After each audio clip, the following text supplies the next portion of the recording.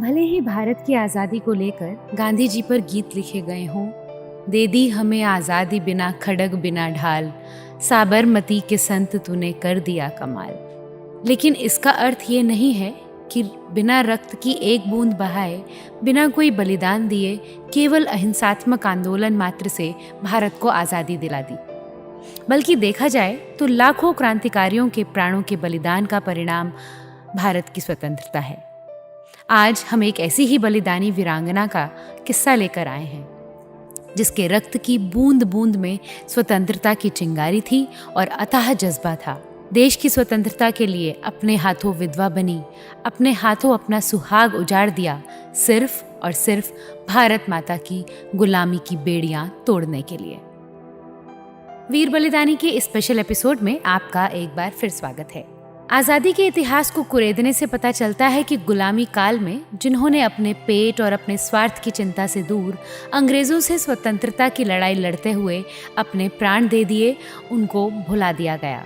और जिन्होंने अंग्रेजों के साथ उनके महलों में लंच डिनर किया, उनके साथ हवाई जहाज पर घूमे, आज़ादी के नाम पर जिन लोगों ने लाठी तो छोड़िए, तबीयत से एक पत्थर भी अंग्रेजों की तरफ कभी नहीं उछाला, उन्हीं दो चार लोगों को भारत के बापू, चाचा, गुरुदेव और मदर आदि जैसे नामों से नवाजा गया।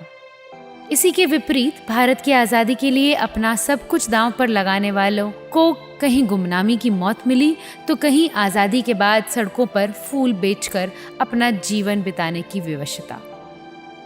इन्हीं गुमनाम महान क्रांतिकारियों में से एक महिला क्रांतिकारी थी नीरा आर्या। नीरा का जन्म 5 मार्च 1902 तत्कालीन संयुक्त प्रांत के मेरठ जिले के खेकड़ा गांव में हुआ था। वर्तमान में खेकड़ा भारत के उत्तर प्रदेश राज्य में बागपत जिले का एक कस्बा है। आज़ादी के बाद नीरा जी का जीवन सड़क किनारे फूल बेचते हुए बीता। नीरा आर्या की कहानी रूह को कपाने वाली है। नीरा आर्या और उनके भाई वसंत कुमार दोनों ही आज़ाद हिंद फौज के सिपाही थे। नीरा आर्या का पूरा जीवन संघर्ष, थ्रिल और सस्पेंस का मिश्रण है।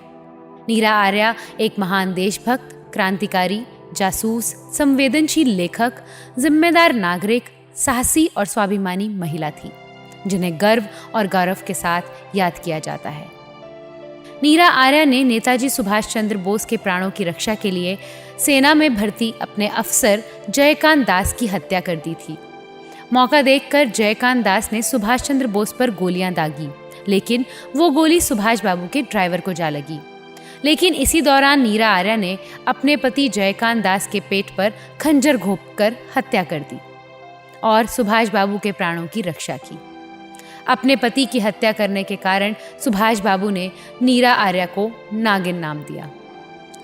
आज़ाद हिंद फौज के समर्पण के बाद जब दिल्ली के लाल किले में मुकदमा चला, तब आज़ाद हिंद फौज के सभी सिपाही बरी कर दिए गए, लेकिन नीरा आर्या को अपने अंग्रेज अफसर पति की हत्या के आरोप में काले पानी की सजा सुनाई गई तथा उन्हें घोर यातनाएं दी गईं।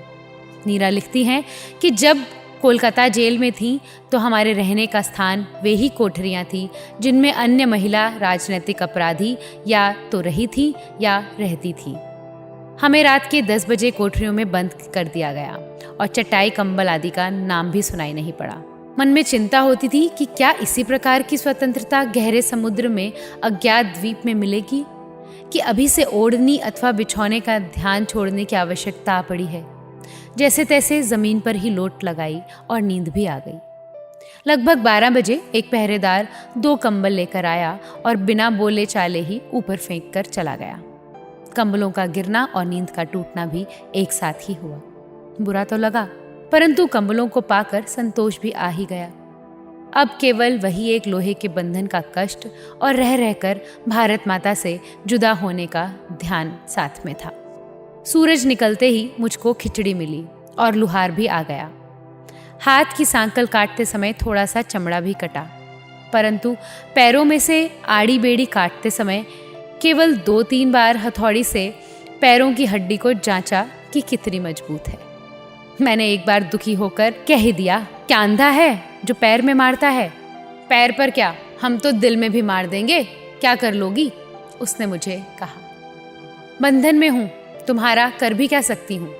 फिर मैंने उनके ऊपर थूक दिया था। कि औरतों की इज्जत करना सीखो। जेलर भी साथ थे तो उसने कड़क आवाज में कहा, तुम्हें छोड़ दिया जाएगा यदि तुम बता दोगी कि तुम्हारे नेताजी सुभाष कहाँ हैं। वे तो हवाई दुर्घटना में चल बसे, मैंने जवाब दिया। सारी दुनिया जानती है नेताजी जिंदा हैं। झूठ बोलती हो तुम कि हवाई दुर्घटना में मर गए, जेलर ने कहा। हाँ, नेताजी जिंदा हैं। तो कहाँ हैं? मेरे दिल में जिंदा हैं वे। जैसे ही मैंने कहा तो जेलर को गुस्सा आ गया और बोले, तो तुम्हारे दिल से हम नेताजी को निकाल देते हैं। और फिर उन्होंने मेरे आंचल पर ही हाथ डाल दिया और मेरी आंगी को फाड़ते हुए फिर लुहार की ओर संकेत किया। लुहार ने एक बड़ा सा जंबूड़ औजार, जैसा फुलवारी में इधर उधर बड़ी हुई पत्तियां काटने के काम आता है, उस रिपर को उठा लिया और मेरे दाएं उरेस को उसमें दबाकर काटने चला। लेकिन उसमें धार नहीं थी, ठूंठा था और ओरोज़ों को दबाकर असहनीय पीड़ा देते हुए दूसरी तरफ से जेलर ने मेरी गर्दन पकड़ते हुए कहा, अगर फिर जबान लड़ाई तो तुम्हारे ये दोनों गुब्बारे छाती से अलग कर दिए जाएंगे। उसने फिर चिमटानुमा हथियार मेरी नाक पर मारते हुए कहा, शुक्र मानो महारानी विक्टोरिया का, इसे आग में नहीं तपाया। आग से तपाया होता तो तुम्हारे दोनों उभार बुरी तरह उखड़ जाते। नीरा आर्या की कहानी पढ़कर जितना भी कोशिश कर लो, आंखों में आंसू टपक ही पड़ते हैं, रूह कांप जाती है। ऐसी कहानियाँ हमें बताती हैं कि हमारी माताओं बहनों ने अपना सब कुछ इस राष्ट्र के लिए न्यौछावर कर दिया था, जिनका नाम आज भी गुमनामी के अंधेरे में जिंदगी जी रहा है। और लोग गीत गा रहे हैं, दे दी हमें आज़ादी बिना खड़क बिना ढाल, साबरमती के संत तूने कर दिया कमाल।